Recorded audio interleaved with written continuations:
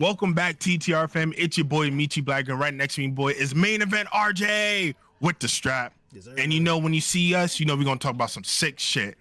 Boy, we had some crazy shit happen on Dynamite last night. I can't even cap. We had the seedlings planted for Athena to finally make a comeback to the dub. Yeah. Our prayers have finally been answered. Billy Starks got in Miss Mone's way, and Athena did not like that on Twitter. And honestly, she should come beat her up for it. I'll be honest with you. You should, like, Athena, me personally, I would have jumped her by the end of Dynamite. But that's just me, though. So you got next week to show up.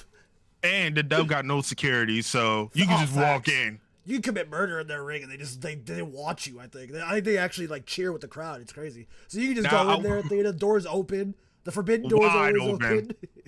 I will say this though, I like that we got Billy on the dub. Just a little backstage segment. I love that. Yeah. And we gotta talk about Momo, because Momo's crazy, because she swung that bat so hard. Yeah. And I thought she about to knock Billy out, because Billy was close. Yeah. It was definitely a I'm gonna swing, you have to move situation. Yeah. It wasn't I'm gonna pretend. She said, I'm swinging. If you don't move, I'm hitting you. So move out the way. I knew that they talked about it. Like, you know, you got to stand here. Yeah. You know, Mercedes, when the time goes on, you know, crank it back. You got to go. Because if not, you're going to get a concussion. Yeah, which was great. Oh, my. I think, honestly, you could do a title for title match with Athena all in. That match have Mercedes lose? Oh, yeah. That makes her the rotating champion for AEW and ROH. She don't got to give up her world title, and she gets the mid-card title. Sounds like a perfect setup for me, but yeah, we'll see where this goes, because sometimes we do that, and then it don't go nowhere. Hey, we got to pray to the wrestling gods. You know what else we got to pray for? Mm-hmm. Rico beating Swerve. See, I'm not praying with you on that one. Well, that is crazy. Okay, but hold on. Let's go over it first. Ricochet and Swerve had their face-to-face.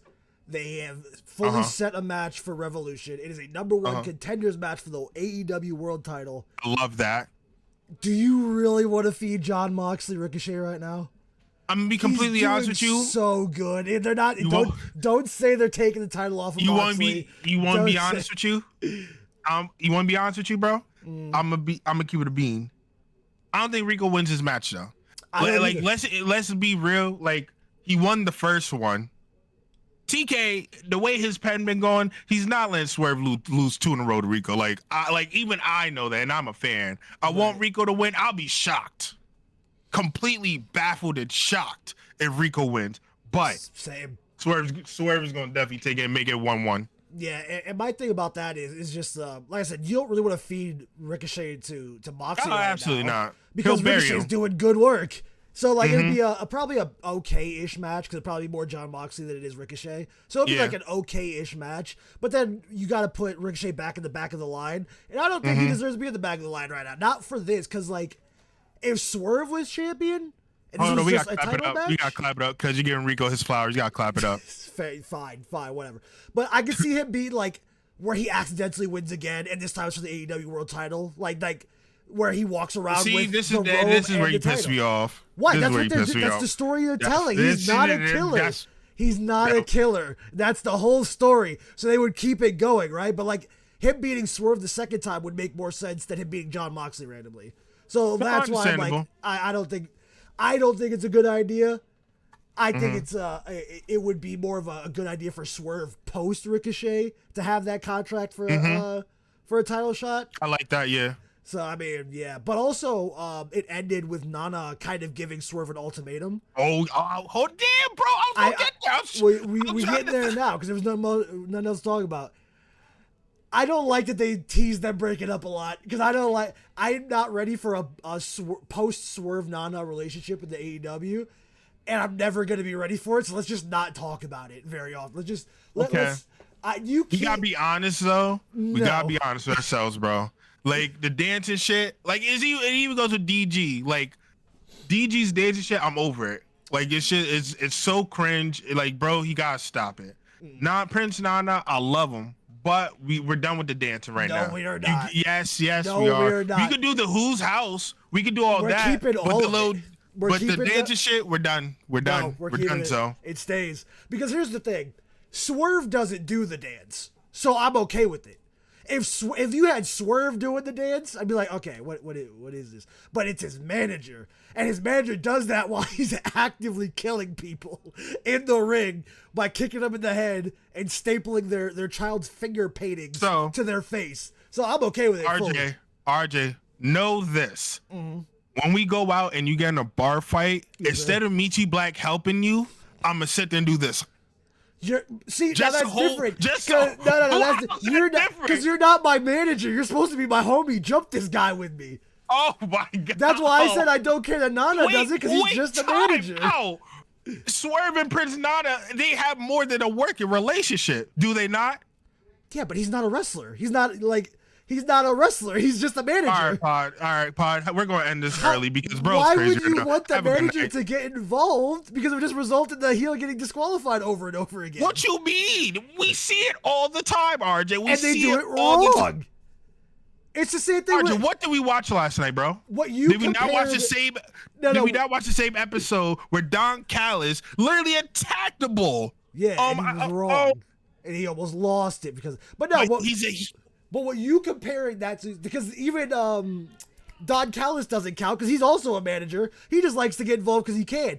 But what the bar fight thing's more of MVP and the Hurt Syndicate, where he can wrestle, but he don't do it. He just stays in the manager role. Nana doesn't wrestle. It should stay in the manager role. Okay, bro. I'm cool with the teases because now, like, what's going to happen now? Swerve has to win.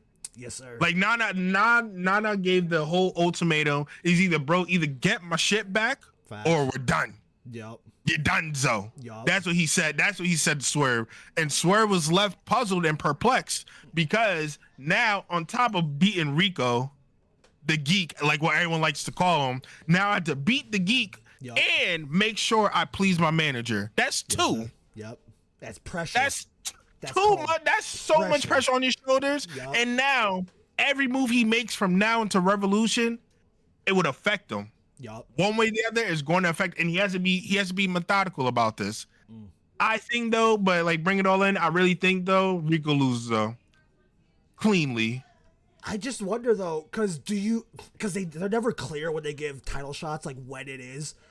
I wonder if that results in Rico and Swerve splitting for now, or if or if they keep fighting. Because why would they keep fighting? But I mean, they get the reactions because it's so good. But there'd be no reason because it's not like Swerve is a dummy like Darby and going fight Mox and be like, yeah, Mox, you mean you fight for this #1 contender spot that I worked my ass off just to lose to you a week later. Facts.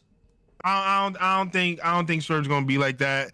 We could leave it at 1-1. I'm a Rico fan, but I think we leave it at 1-1 for right now, and then he goes and torments the rest of the locker room because fuck it, why not? Because and if he keeps this work up, he can do really well. Could you imagine a Hangman Rico one with Rico being this annoying and Hangman get out of my head, bro? Because I was literally about to say, bro, and Hangman holding back like I'm trying not to hurt people anymore, and then he just is in his face. Because that make me want to hit him. Because I can't stand that he still does that stupid shit, right? Bro, Rico said, can I get a Dude, that shit. My dumb ass said, this in my house, I'm an idiot. How did you mess up your own guy's call and response? Because I was laughing, bro. I do it right now. I'll do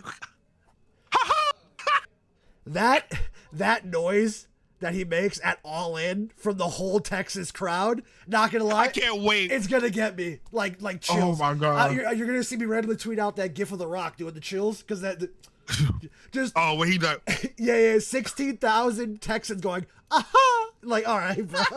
I can't wait. It's gonna be great. Oh my God. Because like I said, I hate it. So when it happens, it's gonna make me laugh. It's just like, yeah. But I will say, now we gotta move on to, even though we love that feud, we gotta move on to a little bit of a lackluster. You may not think it's a lackluster, but TK, I love the pivot that you did though. However, we gotta talk about some things. Do you know where I'm going with this? I don't like where you're going with this. I'm already in a bad mood now. Because what do you mean this isn't that good? No, hold on, bro. I will say, I love the pivot for MJF and Hangman, right? Fair enough. Here's my issue. we didn't need CD in it. Again? Yeah. We thank you. We didn't need him in there again. He's like, I'm an indie legend. I'm decided to have my retirement. It's so annoying. A great Texas death match for his retirement, and they're just like, let's just kill him every week. Every week. It makes absolutely no sense. We're watching CD every week. First, bro came out and said, I'm not an EVP no more. We all said, oh my God, and then he said next week, huh?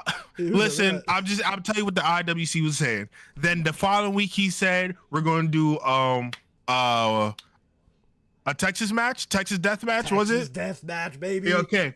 He did that. Outstanding. Bro damn near died on national live television. We all applauded him. Yep. Thank you, CD. The whole claps and everything. Facts. Why the fuck am I seeing this man on my screen, bro? You're not an EVP. You're not a wrestler. Why the fuck you here, bro? You do not need to be here. Well, I love CD. RJ, I swear to God, do not stand up for this bullshit. I'm right, because they have him under contract. They probably want to get their use out of it instead of just sending him home. Hey, RJ, they're doing it to Ray Phoenix when he comes back. If I paid for 30 days, I'm getting 30 days. Bro, and no, hold on. And then we got to talk about bad practice, by the way. Just huh? Bad practice. I don't want people to think I support that. It's a bad practice. It's just what's happening. I just want to know before we continue. But I also want to say, there's no reason for him to be there. Him and Hangman aren't really friends. They're acquaintances. They're not friends. They're not buddy. Hangman is not gonna say, "Hey, CD, you want to come over and have a beer? My truck with the horns on it. You want to have a beer?" Hangman is not inviting this man over to his house. What a weird kayfabe thing out of you. They're just not boys. They're not allowed to be boys. So they're definitely not friends.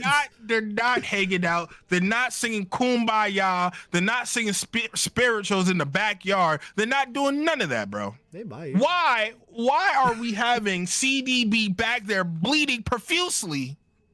And Hangman looks perplexed, like, why is this happening for a man he don't care about? Nah, he cares. You can tell. He's so nice, dude. RJ, you're lucky. You're lucky I don't have my old space. I promise you I'll flip my whole table over. Because you just lied to the people. What do you mean? His brow's unfurrowed. He's so relaxed. He just wants to kill MJF. I don't see why that's a problem. MJF's kind of a twat. No. I mean... Killing MJF is perfectly fine. Bro spit on him, and the spit was hanging from his hair and his beard. That is enough for me to see you every single day in the practice center, the arena. Every day we're throwing heads at least twice. I like he brought that up. You're doing the most. Yeah, I like that he brought that up, because we brought that up last week. I'm glad he brought that up, because that was gross. That was absolutely futile and disgusting. Yeah, that was gross. So, I mean, understandable. But also... Do you say understandable? Understandable, but like... All right, chat. Have a good day. Because bro's just saying anything right now. Can we talk about... How's that understandable? Because he squashed local talent, and now it's time for him to keep going. Chat, I'm out here. Because RJ just saying some solo fucking podcast. Let's go. So... Hangman is the babyface again. Like, ridiculous shit, bro. Hey, whatever gets me to that Texas death match, I'm here for it. I'm trying to see it. He's only lost one, by the way. Only lost one. You know who that was to? Swerve Strickland, baby. Whee! Put the AEW World title back on Swerve Strickland. That's how we get back into Swerve Strickland. Let's go. Sidebar, I definitely agree. We need to put the strap back on Swerve because he definitely deserves it. Dude, I think that... Imagine he'd be the one to dethrone Mox. I would do it in a fucking heartbeat. He's still the most over guy on your roster. There is nobody on this planet that goes, well, I don't know. He didn't get built up for 6 months like Darby Allin did. Nah, dude, just put that belt. You know who would do that? We're not talking about it, but they like white hoods a lot. Those are the only motherfuckers that would be like, well, that doesn't make sense that Swerve beat Dean. I was going to call him Dean. I don't know why I was going to do that. John Moxley. It's like, yeah, okay, buddy. Sure. Yeah. Sure, Swerve Strickland, the most over guy in the company, probably one of the most popular guys in the company, beat the guy that everybody's been complaining about. Sure. Listen, I wouldn't be surprised if Swerve got the strap at least once by the end of the year. And then you can do Darby Swerve. Swerve's not a good guy. He actively likes kicking people's heads in. You can do Darby Swerve eventually if you want to crown him.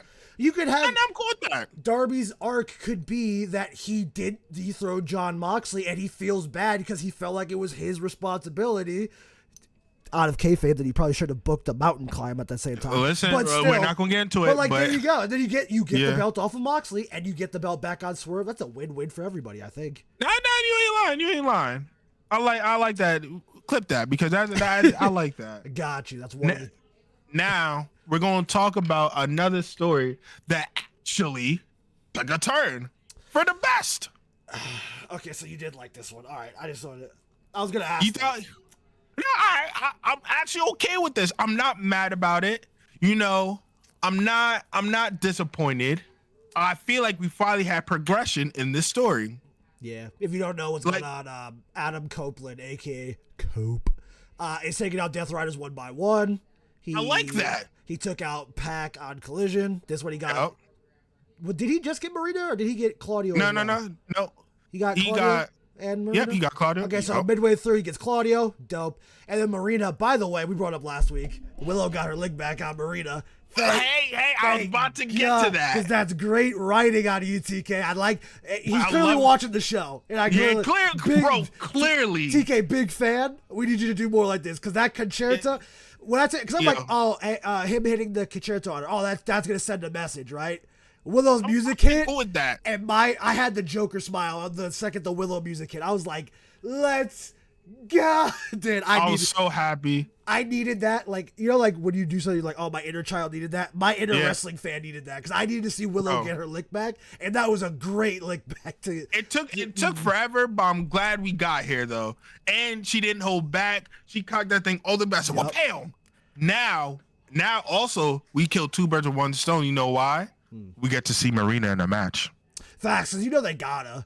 Cause they got to now. Willow's gonna call her out, let her know, hey, I can get down with the sick shit. Meet me in a hardcore match, and let's see if you can get down too. Give me that. I'll tell you.